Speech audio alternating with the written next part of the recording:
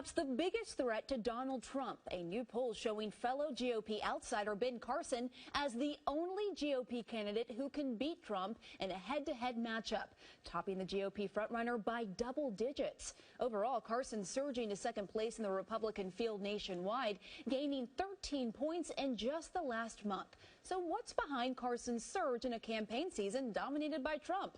Tom Foreman is out front. I was a Democrat for a period of time. I used to be a pretty left-wing Democrat.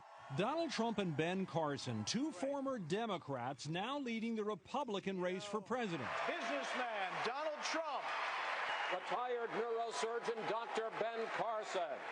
Along with Carly Fiorina, they are the only candidates in the race who have never held elected office.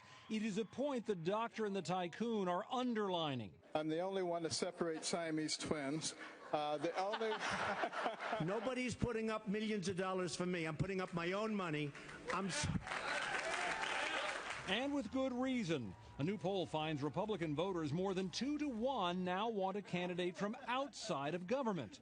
But Trump and Carson also share another trait, saying what's on their minds. Trump offended many on day one with those remarks about Mexican immigrants. They're bringing drugs. They're bringing crime.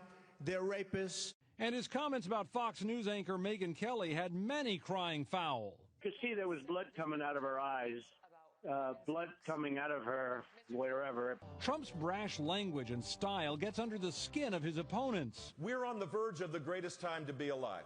And there's one candidate in the Republican Party that is preying on people's angst and fears. Carson has made controversial comments as well. There is no war on women. There may be a war on what's inside of women, but there is no war on women in this country. A lot of people who go into prison straight, and when they come out, they're gay. Obamacare is really, I think, the worst thing that has happened in this nation since slavery.